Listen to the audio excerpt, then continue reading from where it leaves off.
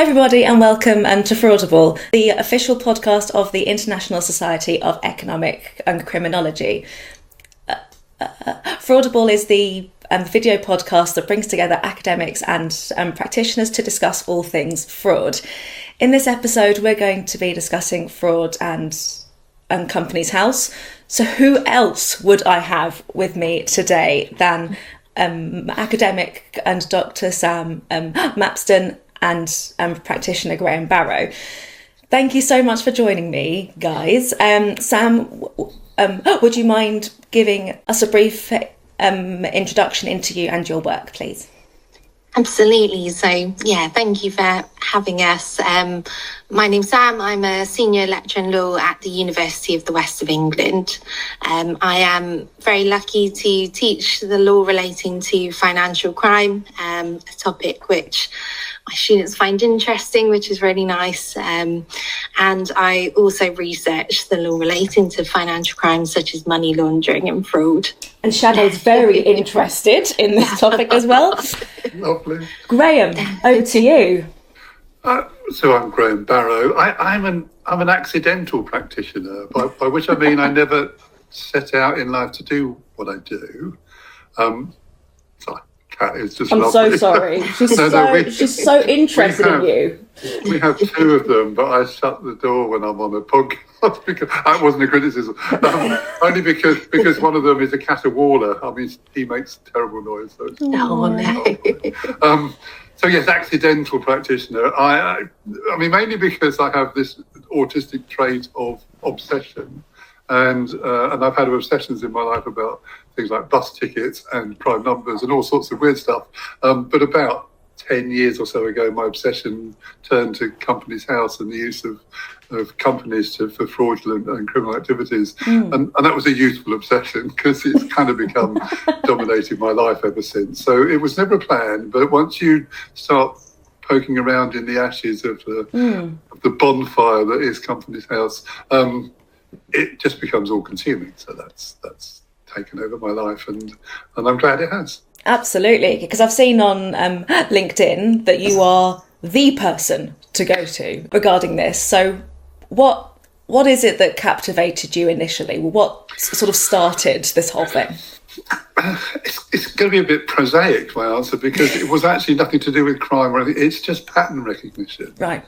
And I was intrigued by the fact I could detect patterns of behaviour and data that other people didn't seem to be detecting. And Companies House then did me a favour, or possibly not, by about 5 years ago launching their advanced search function, which is still not particularly well known, but it's brilliant, which let me kind of not just dive in and look in more detail, but download stuff into spreadsheets, and I love spreadsheets. And then organise that data. And it was like, this is... So yesterday, 17 people in the same street all registered a company? I don't think so. So once you spot that, you can't let it go because it's just too interesting for words. So it wasn't the criminality, it was the pattern recognition. Having said that, I'd worked on two of the biggest global financial crime scandals, which is HSBC in Mexico, and I spent 3 months in Mexico, and then I did a spell at Deutsche Bank with their Russian mirror trade. So I knew the landscape, but I never expected that the patterns of behaviour in Companies House and the landscape were going to merge into this kind of obsession. So, of course. Sam, what was it about Companies House in particular that sort of grabbed your interest? Was it in relation to the legislation that's recently come out, or was it something else? I think really teaching and researching financial crime, you can't ignore sort of the role of companies, really. So most of, probably most of the major financial crime scandals that we've had over the past decade or two have involved companies. And so I'm thinking here of sort of, the Panama Papers, the Troika laundromat. So many of those big scandals have involved companies set up to hide the identity of the criminals behind them. And then in that way, the reforms that have been introduced to Companies House are quite fascinating in whether they actually deal with the problem. Because think there's almost a hypocrisy. We can point to other countries like Panama, for instance, has been a big one, and say, oh, you can set up anonymous companies there that are used for all sorts of wrongdoing. But actually, there is some hypocrisy in that in the UK, it's been fairly easy for a long time for criminals to set up these relatively anonymous companies. And so I think these reforms are really important in that the UK is finally sort of doing something to try and stop these activities happening within our borders. So you say that they are starting to do something. Graham, are they?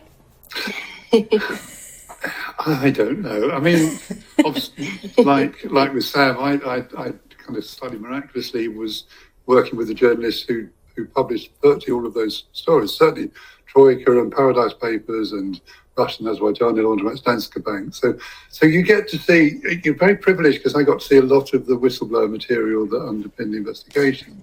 And it's so obvious that we just weren't, British companies weren't just in there, but they were central to all of those. They were I call Companies House and UK companies the oil that oils the washing machine. The washing machine wouldn't work without oil, and UK companies tend to be the oil that make it all work because everyone thinks, oh, the UK companies, it's all good. So, yeah, we're bringing in some quite overdue changes like identity verification, and I get asked a lot, is that a good thing? Well, of course it's a good thing, but it's not a silver bullet, because what do 99% of people do with the companies they create? They use them to open bank accounts. And do you know what banks have been doing for 30 years? Is requiring identity verification. So it's just, you're going to have to do it a bit earlier, but anyone who thinks an organised criminal network isn't completely capable of still creating companies with all of these changes is a fool, because of course they can. It's for them, it's a trivial task to do it. Doesn't mean we can't necessarily spot them doing it. So the biggest change for me will be when Companies House gets its proactive powers, which is stop them before they go on the register. That really would be a game changer. And is that going to happen? It's in the Act. But is it going to happen? It's in the Act and on the time. Sam probably knows this better than me, so I don't know how well up on that you are, Sam, but I suspect you probably are. It should do. I think all of these changes, as with sort of any legal changes, take a long time to implement, and you have to give people time to adjust as well as part of the problem. So although there are lots of companies that are misused, there's an awful lot of companies that are used very legitimately. And so now all of those companies have extra burdens that sort of need to be phased in as well. Things like the identity verification will be done over sort of 12 months for those existing companies. So as Graham says, it's in the Act. Hopefully it will come in, but I think it is going to take a while for all of these powers to start being used more readily. The other thing is the resourcing of Companies House. So the fees have been increased to try and cater for some of this. So I think we've gone from, £12 to around £50. So that should help. But yeah, will all this money go straight to Companies House? Will it be used to be more proactive in either refusing or taking off information from the register? It's all sort of a wait and see game at the moment. I think, as Graham alludes to, there are a lot of weaknesses really in the introduction of those reforms. I suppose from one point of view, it's good we've started to do something. It's good we've formally recognised that issue. But now we need to sort of keep that pressure on so that they improve the reforms that have been introduced. So why do you think it's taken so long for this to happen, Sam?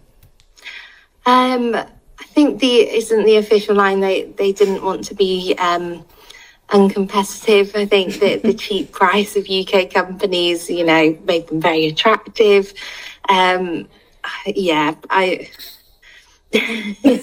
sure there's a more cynical response. Graham! Well, yeah. I mean, I've been quoted regularly on this now, but I'm going to say it again.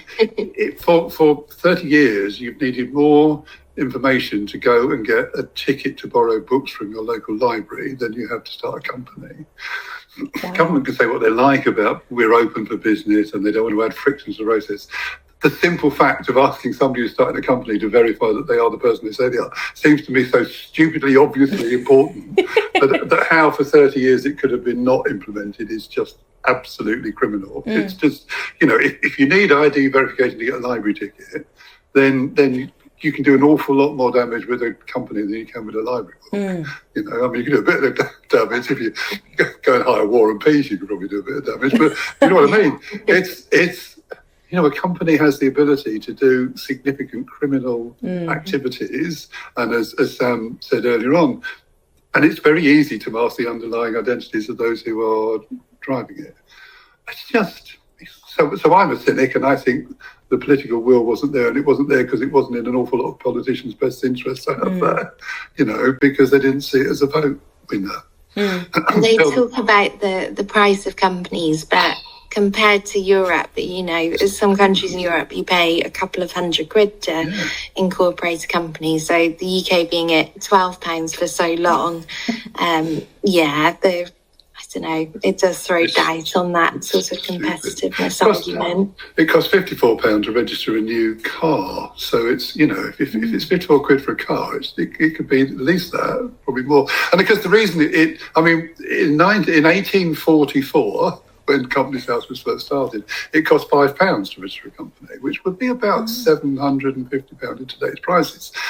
But Companies House Charter actually says that it can't be a profit-making organisation, so it can only charge the costs of running Companies House. And of course, with automation and digitisation, the costs just dropped dramatically, and nobody felt able to step in and say, this is silly now. It's like, straight-through processing. No one wakes up in the morning and says, what I need in my life is a company, and I need it by the end of today. It's just... You know what I mean? It's just, why is this frictionless process so... Because the banks used to have that until we had the automatic repayment of APP frauds, and suddenly they decided a bit of friction in the system is not the worst thing in the world. No. So I don't know, the debate for me seems to have been grounded on all the wrong reasons. I absolutely agree, by the way, with something Sam just said, which is overwhelmingly people on the register are legitimate, honest people running legitimate and honest businesses. Although I'm going to predict in the 12 months or 18 months it's going to take to go through the historical verification process, I'm going to predict at least a third of all those companies will ultimately get struck off because they will not go through verification, either because they don't use them anymore or there is no way they're going to provide verification. 25% of all of them are located with directors abroad anyway, so it's like, good luck with that. Yeah. If you have companies that are sort of starting to be formed and then the whole process that you have to go through potentially gets too onerous for some criminals wanting and to set them up, they just then abandon those companies, sort of half-made, as it were. Possibly. What happens to those? That's an interesting question. Actually, that's a really interesting question, which I'm not sure I thought about, is will Companies House monitor abandoned applications? I think that's a brilliant question. Thank you very much. Sam? If they've made it to the register, then in theory they should all eventually be removed, shouldn't they? Because Companies House would try to engage with them when that response isn't forthcoming. They should be removed. But the reason I think it's really interesting is because I've done a lot of work with banks on their financial crime controls, and one of the things that Ray and I often together have really urge them to implement is collecting MI on abandoned applications for bank accounts, because I think that's incredibly valuable information. Because why did they abandon? Partly because it is too onerous, maybe. Partly because you just asked a few questions that they really don't want to provide answers to. So I think Companies House doing the same thing. Abandoned company applications actually is a really... I suppose it talks about... the difference is, though, are you talking about just an application or ones that have made it onto a register? The ones that have given up before they ever part up with any money. They're the ones that I'm not sure Companies House will do anything with. I think that's good intelligence, so I would want to see that. Yeah, I'm gonna raise that somehow. I think it's brilliant. And the other thing, of course, is alongside that is monitoring the IP addresses, email addresses, and other bits that go with it. Because I would immediately want to think: are we getting linked abandonments from similar IP addresses or email addresses? So it's about this. This is my constant thing about never look at data as an individual point. Always contextualize it. Always, because it means nothing unless you put it into context. Of course, yeah. So let's dive a bit deeper then into address verification, Graham, because a lot of your posts on LinkedIn are around individuals who have used addresses in the same road, in the same block of flats, but you were saying and just before this call that there's no address verification. No. So as I say, this morning I've just realised that about 40 or 50 companies were created in November last year by Italians. I think that's probably as far as I'm going to go with where they come from.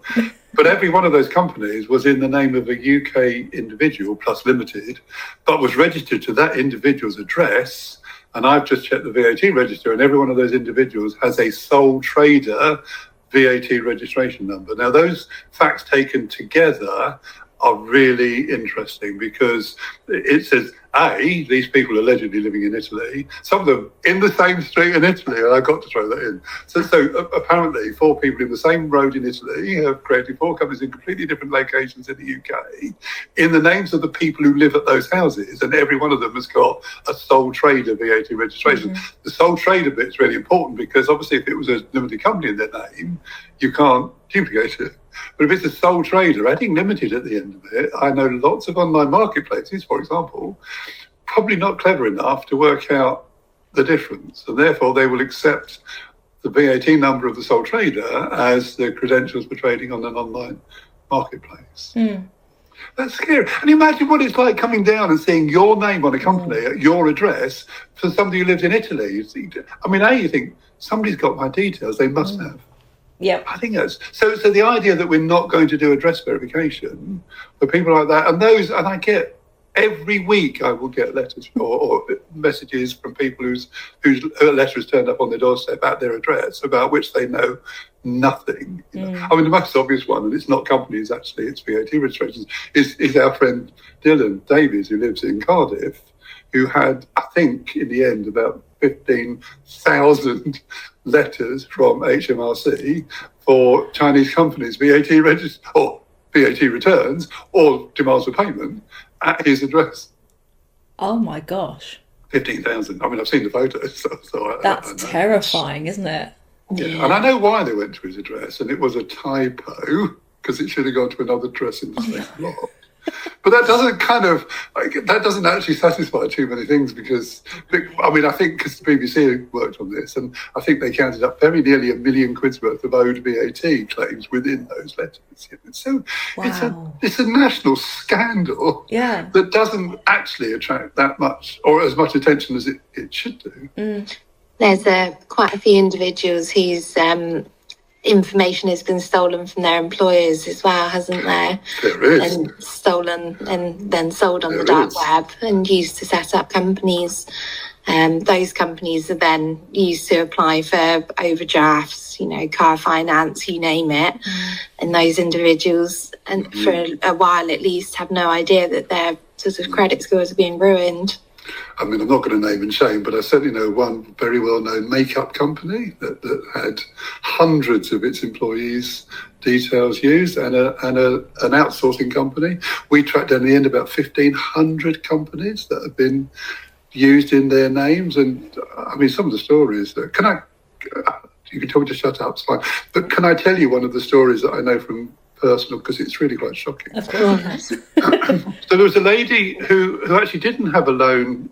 She didn't get any loan applications in her name, but she did get a phone call from, we're going to say, a UK bank.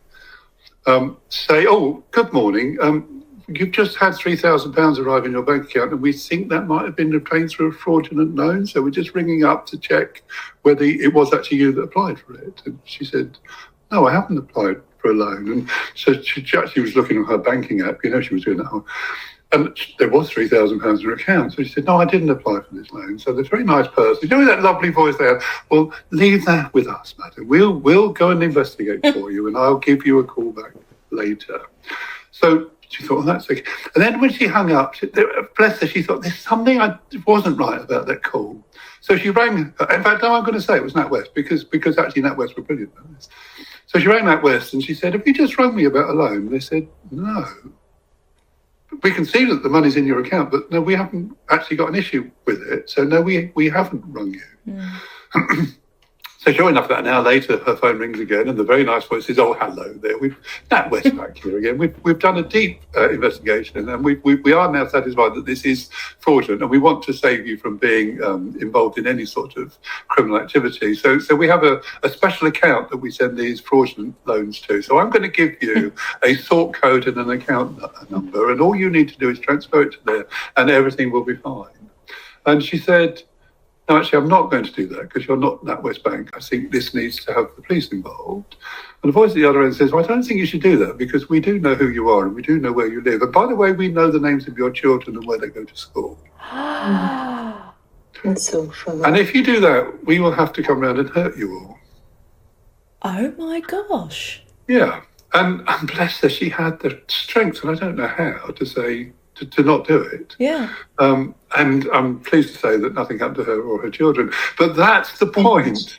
You realise this is not just some white-collar crime. No. This is really, really important stuff. And if we don't protect people and their data and have good processes to do that, somebody has to live with, are my children going to be attacked on the way home from school? That shouldn't happen, you know? So I use that story a lot because everyone gets that. Like, And the thing is, you have no agency. No. You have no agency. You cannot stop this from happening yourself because other people are doing it with your details. It is scary, and it's happening, Sam will know this as well, all over the country, all the time. So when it sort of comes to, because it's obviously to some extent no longer a financial crime here, it can sort of span into loads of other different types of crimes. From a legal perspective, Sam, like how does that impact some of the research that you do? Because it all sort of bleeds into different kind of disciplines.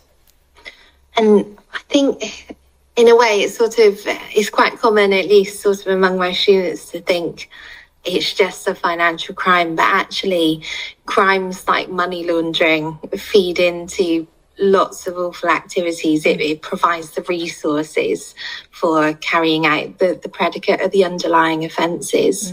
So I think it's almost a bit of a misnomer really to say just a financial crime, because money is laundered to fuel organised crime, drug trafficking, human trafficking, whatever it is, you name it really. I think the Panama Papers is a good example of this. I tell all my students to have a look at the Panama Papers because it covers pretty much most crimes that you can look at.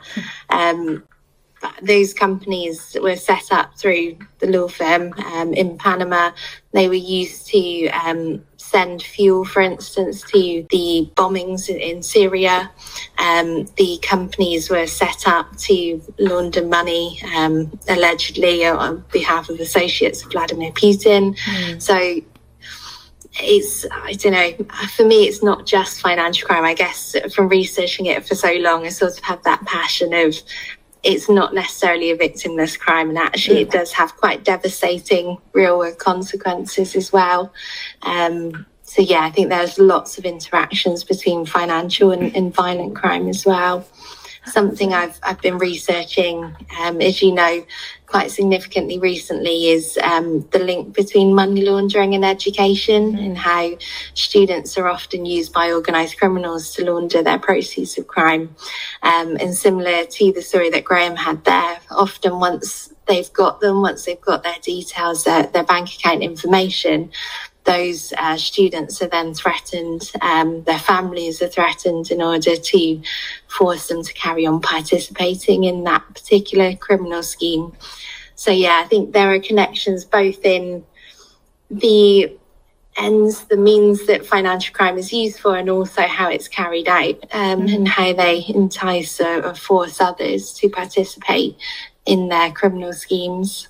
Yeah, and do you think that that's sort of part of the reason why the new controls that are coming in have taken so long, is that people just sort of see the one crime and they don't necessarily associate this one crime with, dozens and dozens of others?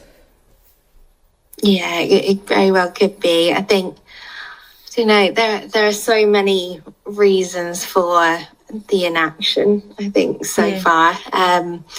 I think recent scandals have shown us just how devastating that anonymous company ownership can be. And it perhaps took a while for these things to come to the surface. So we've been very lucky to have whistleblowers, investigative journalists, the media at large who have people like Graham who've revealed all of this misuse to the general public. It's more sort of public knowledge now than it ever was, which I think has in turn galvanised more action. And then I think you've almost got the reasons for not acting. As I say, the official line is we don't want to make the UK uncompetitive. The UK is well known for its financial services industry, its legal industry, its company ownership, and the government don't want to jeopardise that. But at the same time, as Graham says, I find it unbelievable in a way. And when I tell my students that we haven't had this sort of verification, they are absolutely shocked. I think, especially being from a younger generation where they are so used to having to prove their identities and go through these formal processes for any sort of arrangement or transaction they enter into. I do find it unbelievable it's taken so long. I think it's interesting also, I 100% agree. Ultimately, it was the Russian invasion of Ukraine that was the tipping point that actually forced action, largely because of the concern about sanctions breaches through UK companies. And then clearly, I think, I think Oliver Bullough has done an awful lot in this respect to show how these companies are being used by oligarchs and others to evade sanctions and also to launder corrupt proceeds.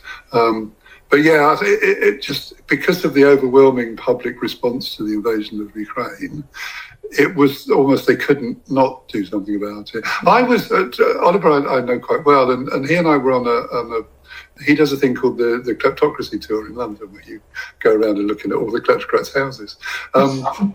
And he did one for the Treasury Select Committee, and he very kindly asked me to come along on the tour with him. And I was astonished when I asked the Treasury Select Committee if they knew how many companies were formed every day, and they didn't have a clue. So when I said most days it's kind of between 3,000 and 4,000, they all looked at me and went, "How many?" They hadn't got, 800,000 companies a year. And the other thing, which I think, proves the lie about the barrier to for business, half of all the companies ever formed will go to strike off without making any other filings. So that kind of, all right, some of them will be business failures, but actually most of them are not. They're just burner companies. They're just used. Thank you very much. Goodbye. So it's not, we have by far the highest per capita level of incorporations of any country in the world. Wow. By some margin. No one's ever been able to show the economic benefit of that. In fact, you'd struggle to find it, wouldn't you, really? So in fact, there's almost an inverse correlation between company incorporations and economic activity. There is no empirical evidence to say, yes, company incorporations clearly gives us economic advantage. I can't find any, So, I think it's political garbage. And that is the headline for this episode, sorted. So when it sort of comes to the technology side of things, because Sam, as you said, your students are used to going through all of these processes to be able and to prove who they are. So why from a technological perspective, Graham, are these being used for bank accounts, for other products and services, but not for companies? Go on, Sam. What's that? Well, I think it was just that it hasn't been introduced for some strange reason. As you say, the technology exists. We've now brought it in. So individuals can now verify their identity either directly through Companies House using sort of an online process or through an authorised corporate service provider. So lawyers, accountants, others who are already regulated for anti-money laundering purposes and who take on that role with Companies House. But yeah, for me, it's just really strange that it hasn't been brought in before. I think, as I said, they've had to increase the fee. Companies House need more resources to bring in this sort of thing. But this could have been done a long time ago. So I don't really understand it myself. I mean, I think ultimately it was probably down just to allocating parliamentary time. I mean, I don't know if you've ever looked at it, I'm sure Sam has. ECTA is 300 and some odd pages. I mean, it's an enormous bill. It covers a lot of landscape. But actually there's stuff it still hasn't covered. For example, limited partnerships, which is going to need secondary legislation. And I think there's still something like 40 or 50 statutory instruments that need to go through in order to empower the ability to turn the Act into functioning, processes. So I think part of it was parliamentary time, and politicians, whether you like it or not, are short-termists. And this is a long-term piece of legislation. So they never saw any votes in it. And that's a sad indictment, isn't it, of our current world, is that if there ain't any votes, I'm not going to do it, even though the harm it is doing to our economy and to people in the country is massive. But it's complicated. Yeah. One of the things working with journalists that you learn really quickly is if there's no human interest, there is no story. It doesn't matter that it's actually technically an appalling situation. Yeah, but why would people read the story? And if you can't give them a human interest story, there's one actually the BBC have done today about a chap in Liverpool who's been forcing people to sell flats in, university student accommodation, which again, sorry, worked on. But it's, but the interest there is this guy was actually, he was originally called Adam somebody or other and changed his name to Scott El Parizo.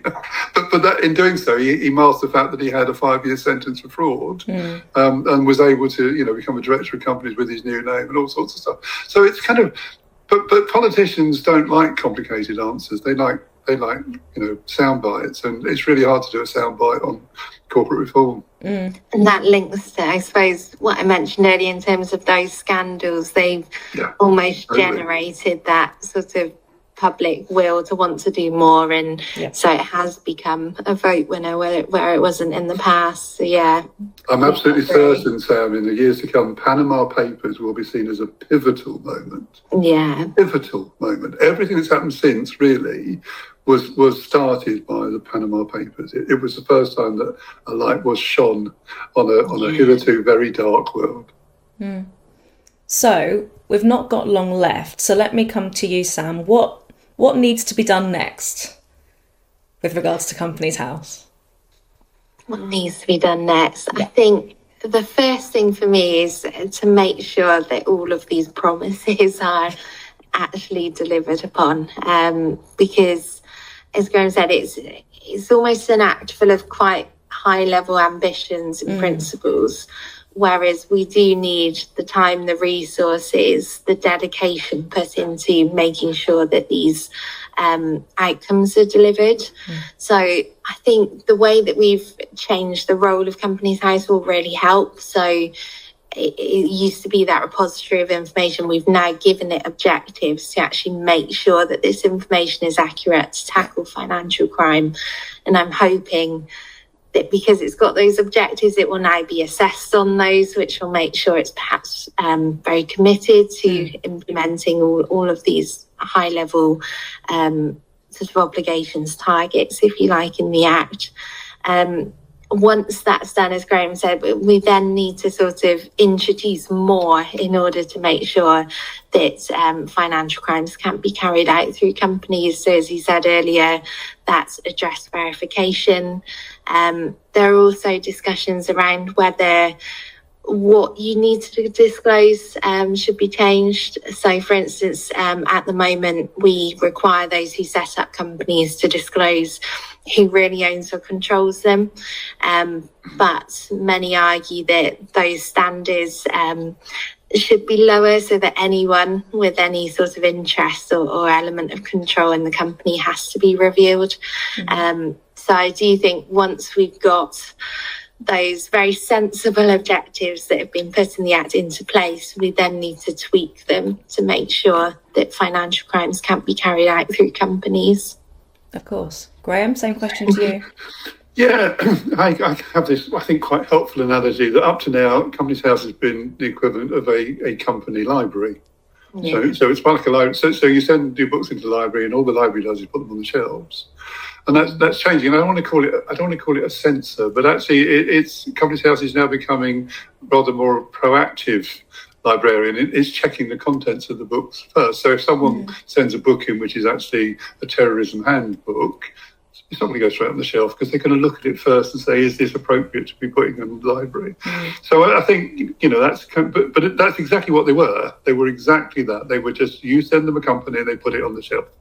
As long as you filled the paperwork in, it doesn't matter what you put on the paperwork, as long as the paperwork's completed, the book went on the shelf. So it's a much more, but of course, and I think it's pretty obvious from that analogy that in order to do that, you need more resources and you need trained resources because they need to know what they're looking at. And that's going to be, I think, one of the most important elements is make sure they're properly resourced with the proper level of competence within that resourcing. And that's a big ask. Obviously it's going to be really good news for the people around Cardiff because there's going to be some really good employment opportunities there.